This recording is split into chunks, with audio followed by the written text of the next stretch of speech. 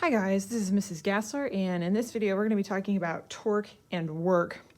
And it's going to be a little weird, and that's okay. So here's what we're going to do. We're gonna do the same thing we've been doing, and we're going to compare the linear and the angular quantities, just like we've been doing. And we're going to look at this object here, and this object is going to have some force applying it. And just so we can see what happens, let's assume our force is not applied at a 90-degree angle, and it's at some angle that we're calling phi, because remember, phi is the angle between that force and that radius.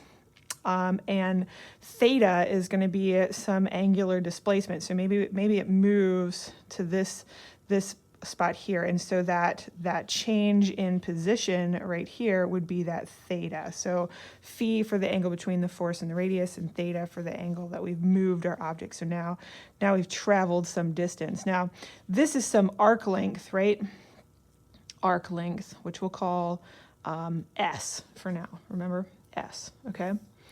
And so when we're talking about linear quantities, remember that work is going to be the force times the distance that it travels. And if that force and that distance are not in the same direction, then we would include a cosine theta. And in AP Physics C mechanics, what we wrote was that it was the force dotted with the distance that it travels, which is really just FD cosine theta. Okay, that's what that means. And so that's what we're looking at there. In our angular quantities, instead of force, when we look at our angular quantities, force becomes that torque, okay? And the distance that it's traveling instead of a linear distance is now that delta theta, okay? And this is where it gets a little weird, okay? It's going to get a little weird, okay? And that's all right. You're just going to have to trust me on this one. So when we talk about this here, the only part of the force that does the work, okay, the force that does the work is when it's parallel to the displacement, right? Okay. And so if our object, if I break this apart down here, if our displacement is this little piece right here, this right here, okay, then only the force right here that is going that way is going to be actually doing the movement there. And so that's actually, in terms of phi, instead of cosine, we could write this as FD sine. Hang on, let me write it down here. We could rewrite this as FD sine of phi, okay? Which might feel a little awkward, but it's okay. Go with me on this one, okay? Because we're just looking at how this is related right here. So we're just looking at this little chunk right here, and this is the direction of our force. So it's just the part that's parallel. So here's our force, and here's our arc length right there, and there's our phi. That's a really tiny picture. Maybe I should have drawn it bigger. So there's our arc length S, and our force is off this way, and here's phi, okay? And so it's the opposite side, so we're looking, phi, okay? So we're looking at the sine now. So we've kind of translated that into this new angle that we've got there relative to that force. So FD sine of phi. Now remember, over here, so we're going to look over here to compare, okay? Compare. To find the torque, we do RF times the sine of phi as well, okay? And so that's not a big deal. We've been doing that for some time, right? Okay. And you might remember also, put a line there, that V equals R omega, and alpha equals R, no, not alpha. A equals R alpha, put an equal there. And then S equals R theta, okay? And here's R theta right there. So S is that arc length, which is right here, okay? Which is essentially the distance that we're moving. So we have S, okay, for this, if I rewrite this, R delta theta times F sine, I'm flipping my letters around, F, okay, let me just start over. R delta theta F sine of phi. Okay, so now we have our S and our F and our sine of phi. And since S was D, these are now equivalent. So this is how we can show that we're really talking about the same thing. Okay, so when we talk about doing angular work, we're talking about moving something through an arc length. Only the part of the torque that is perpendicular, just like we have this lever arm, right? The lever arm, well, actually it's the R, but the lever arm is the part that does the work in the angular.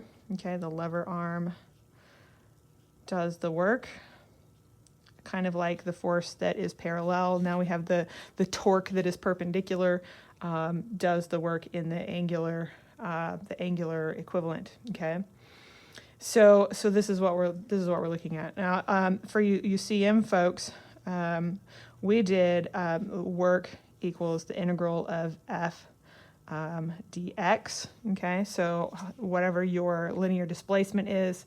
And what this means for AP Physics 1 that is useful is that if you have a graph of f and x, whatever the area is under here is how much work is done.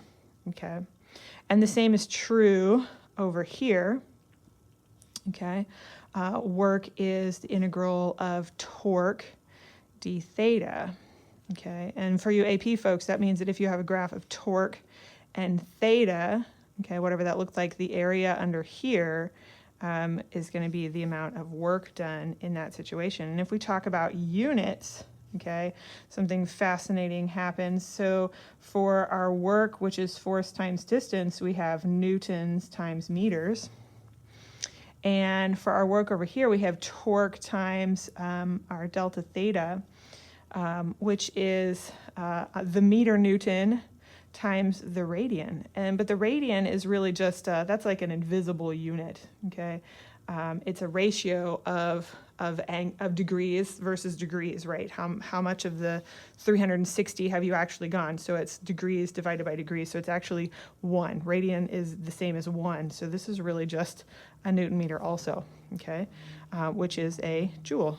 At this point, now it's a joule. Once you multiply torque times the change in theta, the change in angle, now you have a joule, okay? So our units end up being the same now. The other thing we have to talk about with torque and work is the work kinetic energy theorem. Wow, that's a lot to write out, okay? Sometimes we write it the work K theorem, you know, when we're feeling really lazy, okay? The work kinetic energy theorem. And you might remember this one in linear form said that the amount of work that you do on an object changes the kinetic energy. And we did a derivation for this one also.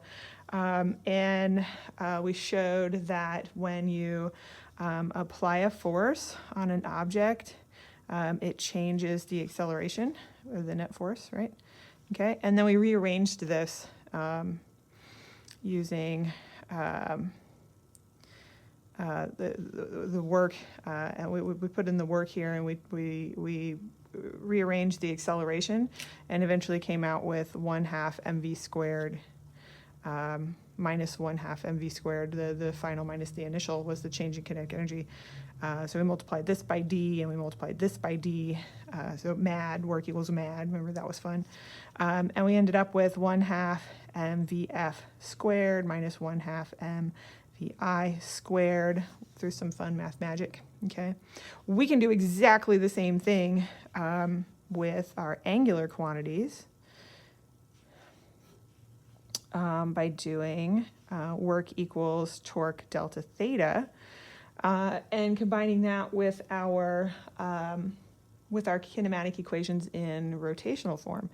And we'll end up with, instead of m, it will be I and alpha times delta theta. And eventually we'll come out with 1/2 I omega squared, final, minus 1/2 I omega I squared.